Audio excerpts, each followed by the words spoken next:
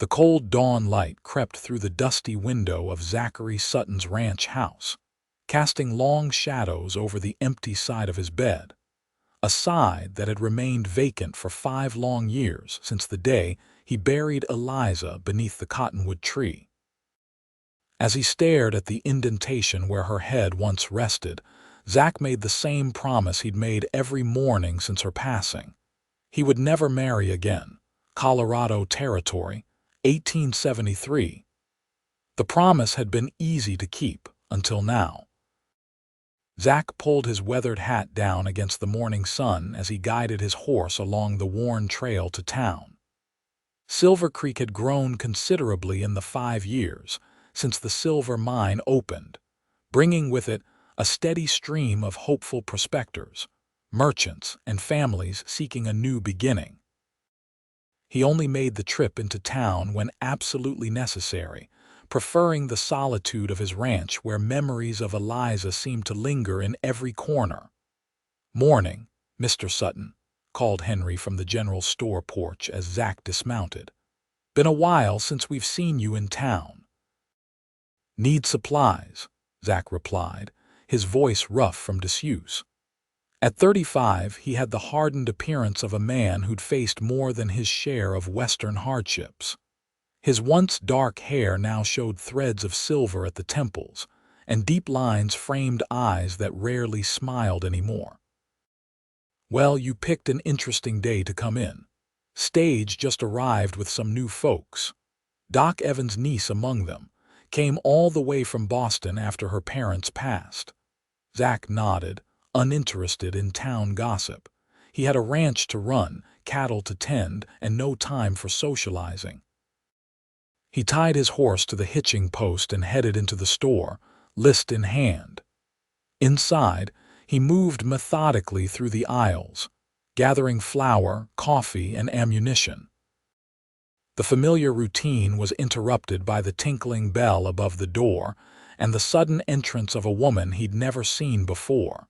She was slender, with chestnut hair neatly pinned beneath a modest bonnet. When she turned, seeking assistance, Zach felt the ground shift beneath his boots. His heart stuttered painfully in his chest. Those eyes. Eliza's eyes. Not just the unusual color, a striking amber that caught the light like honey, but the shape. The way they crinkled slightly at the corners when she smiled politely at Henry's wife. It was impossible, and yet there they were, looking out from a stranger's face. "Mr. Sutton, you feeling all right?" Henry asked, noticing Zach's frozen stance. The woman glanced over at the mention of his name, curiosity flitting across her features. Zach set down his items with uncharacteristic clumsiness. "Fine," he managed, though he was anything but. He paid quickly, gathered his supplies, and left without looking back, though he could feel her eyes on him as he departed. It took 3 days before Zach ventured back to town, telling himself he needed more nails for the barn repairs. The lie sat uncomfortably in his chest as he rode toward Silver Creek, searching for a glimpse of chestnut hair and amber eyes. Dr. Evans' house sat on the edge of town, a neat white building with a small garden out front. As Zach passed, he slowed his horse, catching sight of a figure kneeling among the vegetables. She wore a simple dress, sleeves rolled up as she worked the soil. "Good morning," she called, straightening as she noticed him. "You're Mr. Sutton, aren't you? I'm Bethany Edwards, Dr. Evans' niece." Zach removed his hat, suddenly aware of his unkempt appearance. "Madam," he acknowledged with a nod. "Uncle says you have the finest cattle ranch in the territory." She wiped her hands on her apron, those amber eyes studying him with interest.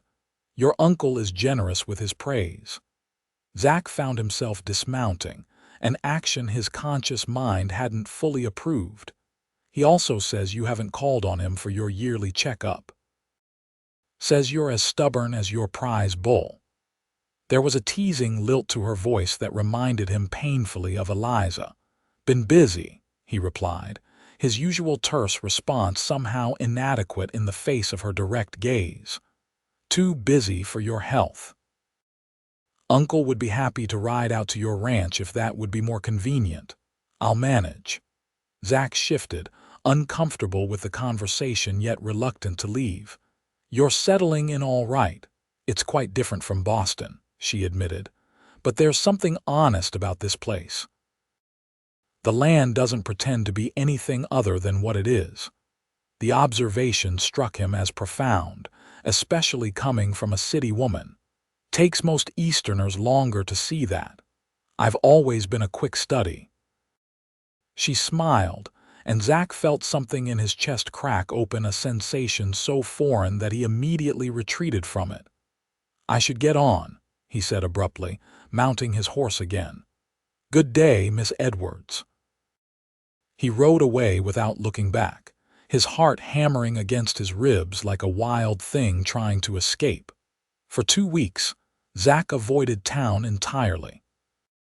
He threw himself into ranch work with renewed vigor, mending fences until his hands bled, driving his cattle to fresh pastures, and falling into bed too exhausted to dream of amber eyes. But fate had other plans. When his prize-breeding bull developed an infection in its leg, Zach had no choice but to send for the veterinarian. Dr. Evans arrived promptly, his niece accompanying him with a bag of medical supplies. Miss Edwards has training as a nurse, the doctor explained as they walked to the barn. Thought she might be useful. Zach nodded stiffly, leading them to where the bull lay in distress. He watched as Bethany efficiently laid out instruments and medicines, her movements precise and confident. She worked alongside her uncle without hesitation, even when the bull bellowed in pain. Would you hold this, Mr. Sutton? She asked, handing him a clean cloth. Their fingers brushed and he jerked back as if burned. Sorry, she said, her brow furrowing in confusion. No harm, he muttered, taking the cloth and focusing intently on the procedure. After they finished treating the bull, Zach invited them to the house for coffee, a courtesy he couldn't avoid. His home rarely saw visitors, and he was acutely aware of the sparse furnishings and utilitarian atmosphere as Bethany's gaze swept over the main room. Her eyes lingered on the small portrait of Eliza that hung above the fireplace, the only decoration in the otherwise austere space. Your wife, she asked gently. Was, Zach replied, pouring coffee into chipped mugs. 5 years ago. I'm sorry for your loss. Her voice held genuine sympathy rather than the awkward pity he was accustomed to. Dr. Evans cleared his throat. That was a bad winter. Lost too many good folks to the fever. Zach nodded, unwilling to elaborate. He'd held Eliza through 3 days of delirium as the fever raged, watching helplessly as life drained from those amber eyes. By the time Dr. Evans had arrived, fighting through a blizzard to reach them, it had been too late. The bull should recover with proper care, the doctor said, changing the subject. Bethany's written down instructions for the poultice that needs applying twice daily. I can manage, Zach said. Actually, Bethany interjected, the application requires some precision. Perhaps I could ride out tomorrow to show you exactly how it's done. Before Zach could refuse, Dr. Evans nodded approvingly. Excellent idea. I have patients to see, but Bethany can easily handle this. Trapped, Zach could only nod his agreement, even as anxiety churned in his stomach at the thought of her return. True to her word, Bethany arrived the next morning, riding a gentle mare with surprising skill for a city woman. She wore practical riding clothes, her hair braided simply down her back. Good morning, Mr. Sutton, she called cheerfully as she dismounted. I've brought fresh medicine for your bull. Zach led her to the barn, maintaining a careful distance.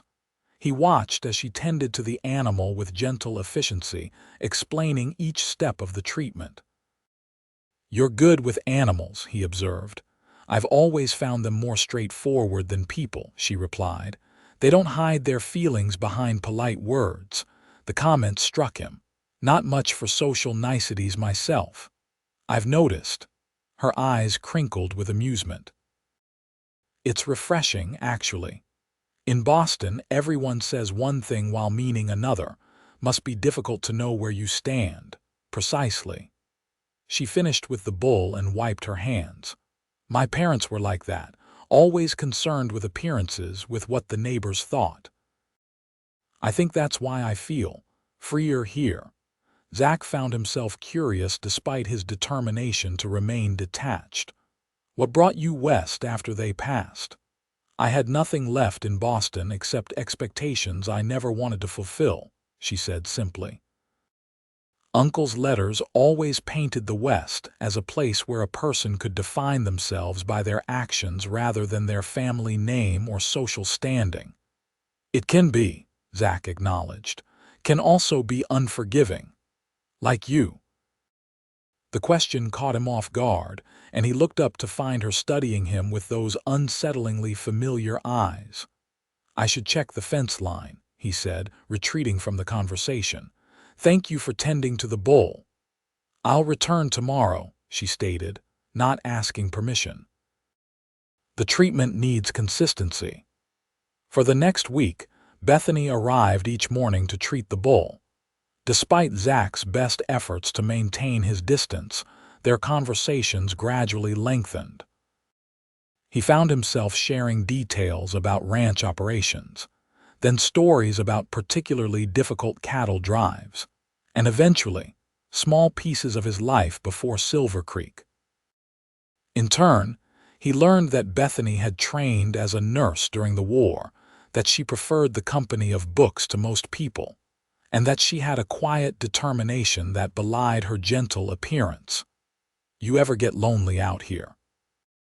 She asked one morning as they walked from the barn to his house for coffee, a ritual that had somehow established itself. Got used to it, he replied, though the question stirred uncomfortable thoughts. Before her arrivals, his days had stretched into identical patterns of work and silence. There's a difference between being used to something and it being good for you, she observed. Inside, she moved about his kitchen with growing familiarity, finding cups and the coffee pot without direction. The domesticity of it twisted something in Zach's chest, painful and sweet simultaneously. Your bowl is healing nicely, she said, pouring the coffee. I don't think you'll need my daily visits much longer. The statement should have brought relief. Instead, Zach felt a hollow sensation spreading beneath his ribs. Doc Evans still needs your help in town. Yes, though it's mostly minor ailments, nothing like the hospital work I did during the war. She sat across from him, cradling her cup. Uncle thinks I should consider setting up as a midwife. There's no one properly trained within 50 miles. You'd stay in Silver Creek then. The question escaped before he could consider its implications. Her eyes met his, thoughtful. I might. It depends on whether I find sufficient reasons to put down roots. The moment stretched between them, laden with unspoken meaning. Zach broke first, standing abruptly to refill his barely touched coffee. Town's growing, he said gruffly. Likely needs someone with your skills. 3 days later, the bull was pronounced fully recovered. As Bethany packed her medical supplies for the final time, Zach struggled with a sense of impending loss that he hadn't expected. Thank you, he said stiffly as she prepared to mount her horse. For the bull. You're welcome, Mr. Sutton. Her formality matched his, though something in her eyes suggested disappointment. He watched her ride away, telling himself it was for the best. The less he saw of those amber eyes, the sooner he could return to the numb routine he'd established for himself. The sooner he could honor his promise to Eliza. But his resolve lasted only a week before he found himself riding toward town, a flimsy excuse about needing supplies his only justification. He spotted Bethany outside the dressmaker's shop, conversing with Mrs. Miller, the banker's wife. Something about the scene Bethany laughing at something the older woman said sent a spike of unexpected jealousy through him. Not of Mrs. Miller's attention, but of the easy way Bethany had integrated into town life, building connections he had deliberately avoided. She noticed him before he could retreat, her face brightening in a way that made his chest ache. "Mr. Sutton, what brings you to town?" "Supplies," he managed, dismounting. Mrs. Miller excused herself with a knowing smile that made Zach uncomfortable. "How is your bull?" Bethany asked. "Fine." Back to causing trouble. He shifted, aware of curious glances from townsfolk unaccustomed to seeing him engaged in conversation. "How are you settling in?" "Well enough. Uncle has me assisting with his patients regularly now." She hesitated, then added, "I've been invited to the harvest dance next Saturday. Apparently it's quite the event." Zach nodded, though he hadn't attended the annual dance since Eliza's passing. "Town looks forward to it all year. Will you be attending?" Her question seemed casual, but her eyes held his steadily. "Don't dance much these days."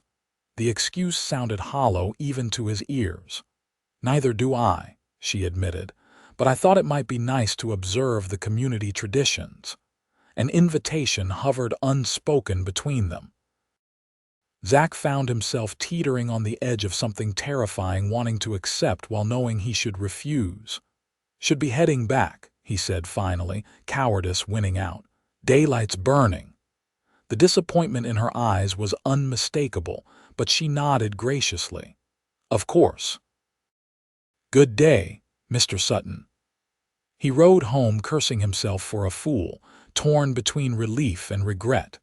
The night of the harvest dance arrived clear and cool, with stars scattered across the sky like diamond dust. Zach sat on his porch, a glass of whiskey untouched beside him as he stared toward town, imagining the lanterns lit in the community hall, the music drifting through open windows, and Bethany perhaps dancing with one of the eligible men of Silver Creek. The thought burned more than the whiskey. Before he could reconsider, he was up and moving, changing into his one decent shirt and brushing dust from his least worn trousers. The ride to town seemed both too long and too short, his thoughts racing between determination and doubt. The community hall blazed with light, fiddle music spilling into the street along with laughter and conversation. Zach tied his horse, straightened his collar, and stepped inside before his courage failed him. The crowd parted slightly as people noticed his arrival. Zachary Sutton, the reclusive rancher, at a social gathering for the first time in 5 years. He ignored the whispers, scanning the room until he found her. Bethany stood near the refreshment table, wearing a simple blue dress that somehow transformed her from the practical nurse he knew into something ethereal. Her hair was arranged in soft curls around her face, highlighting those amber eyes that had haunted him since their first meeting. She was speaking with young James Peterson, the blacksmith's son, who was leaning too close for Zach's comfort. As if sensing his presence, she glanced up, her expression shifting from polite interest to surprise, and then undisguised pleasure. Zach crossed the room with determined strides, nodding curtly to those who greeted him. When he reached Bethany, words momentarily failed him. "Mr. Sutton," she said, her voice warm. "I didn't expect to see you here." "Changed my mind," he said simply. James Peterson took the hint and excused himself, leaving them alone in the crowded room.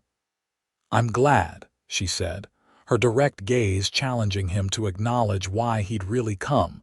The music shifted to a slower tune, and Zach found himself extending his hand. "Would you dance with me, Miss Edwards?"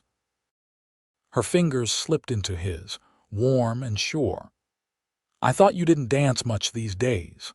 "Making an exception," he replied as he led her to the dance floor. He hadn't danced since Eliza, but his body remembered the steps as he placed his hand respectfully at Bethany's waist. They moved together with unexpected harmony, her skirts brushing against his legs as they turned. "You dance very well for someone out of practice," she observed, a smile playing at her lips. "Had a good teacher once."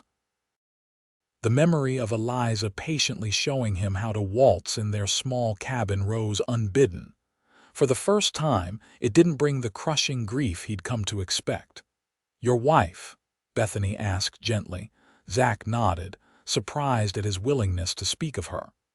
"Eliza grew up in St. Louis. Said a man ought to know how to dance properly. She sounds wonderful." "She was." He hesitated, then added, "You remind me of her sometimes." Bethany's steps faltered slightly. "Is that why you've been avoiding me?" The directness of her question deserved honesty. "Partly. Your eyes. They're identical to hers." Understanding dawned in those very eyes. "I see. It's not just that," Zach found himself saying as they continued to dance. "It's everything changing when I don't want it to." "Change happens whether we want it or not," she said softly. "The question is whether we fight it or find the courage to embrace it." The music ended, but neither moved to separate. Around them, couples shifted for the next dance, but they remained still, caught in a moment of decision. "Would you walk with me?" Zach asked finally. "It's too crowded in here." Outside, the night air carried the scent of autumn, crisp leaves and wood smoke. They walked in silence toward the edge of town, where the buildings gave way to open country and the stars seemed closer. "I made a promise," Zach said finally, stopping to face her, "when Eliza died. That I wouldn't marry again, that I'd keep faith with her memory." Bethany's face was serious in the moonlight. "Do you think she would have wanted you to live alone?" The question struck him with unexpected force. Eliza had been vibrant, full of life and laughter. She had filled their home with warmth even in the harshest winters. "No," he admitted. "She wouldn't have." The realization felt like setting down a burden he'd carried too long. "Keeping someone's memory alive doesn't mean stopping your own life," Bethany said gently. "I think there's room in a heart for both remembrance and new beginnings." Zach looked at her, really looked at her, seeing beyond the familiar eyes to the woman who had gradually worked her way past his defenses. Bethany Edwards was not Eliza. She had her own strength, her own wisdom, her own way of seeing the world that had nothing to do with the woman he had lost and everything to do with who she was. "I'm not good with words," he said finally. "Haven't had much practice these past years. But I'd like to call on you properly, if you'd allow it." Her smile was like sunrise after a long night. "I'd like that very much, Zachary." It was the first time she'd used his given name, and the sound of it in her voice sealed something between them, a beginning rather than an ending. Winter descended on Silver Creek with characteristic Colorado ferocity, but for the first time in years, Zach's ranch house felt warm. Bethany visited regularly, sometimes accompanying her uncle on his rounds, sometimes riding out alone when weather permitted. Their courtship progressed with a measured pace that respected both his lingering grief and her cautious heart. On Christmas Eve, he invited her and Dr. Evans for dinner, serving a modest but carefully prepared meal.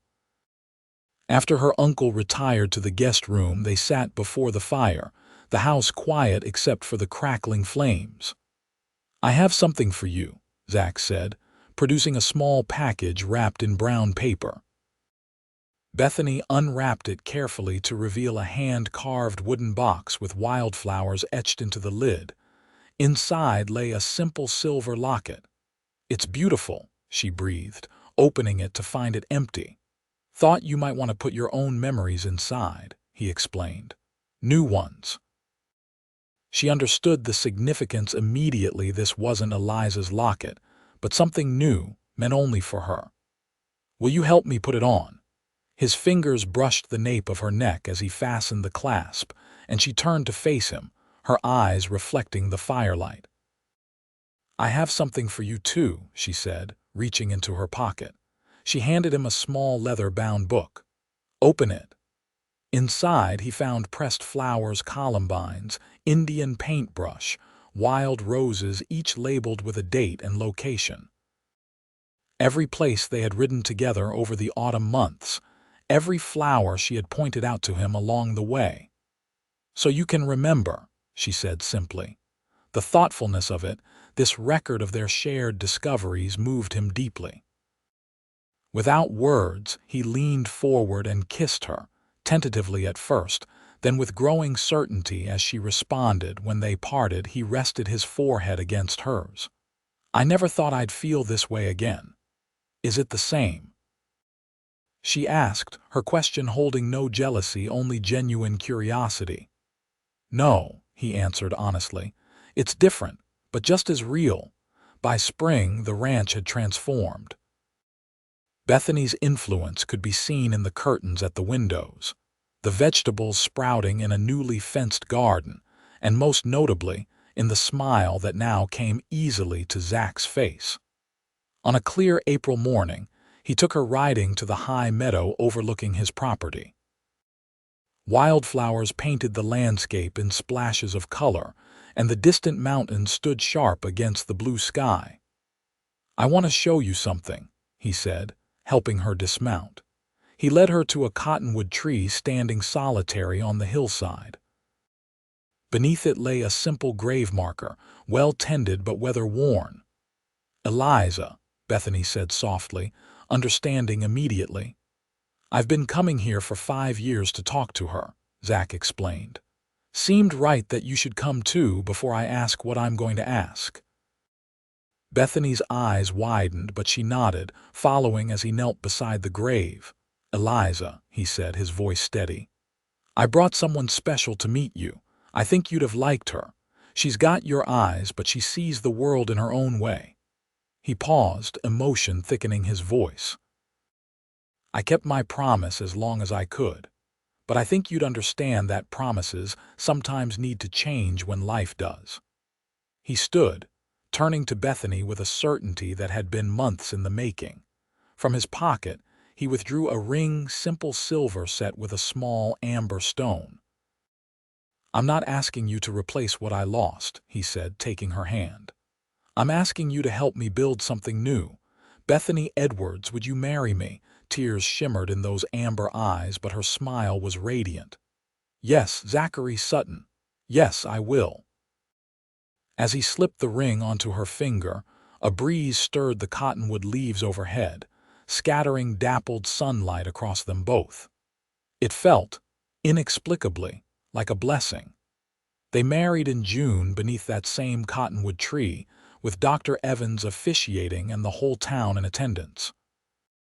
Zach wore a new suit, and Bethany carried wildflowers gathered from the meadow.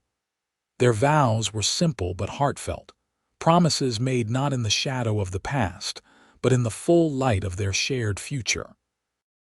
As summer turned to autumn, and autumn to winter, the ranch flourished under their combined care. Zach expanded the cattle operation while Bethany established herself as Silver Creek's midwife, bringing new life into the world with skilled hands and a compassionate heart. When their first child was born the following spring, a daughter with her father's dark hair and her mother's amber eyes, they named her Hope. It seemed fitting for the new life that had bloomed from loss, for the promise of tomorrow that had replaced the promise of yesterday. On quiet evenings, when the children were asleep, for Hope would eventually have 2 brothers to chase after, Zach would sometimes catch Bethany looking at him with those eyes that had first stopped his heart that day in the general store. In them, he saw not the ghost of what he had lost, but the miracle of what he had found, a love different but equally precious, a second chance he had never thought to deserve. "What are you thinking?" she would ask, catching his contemplative gaze.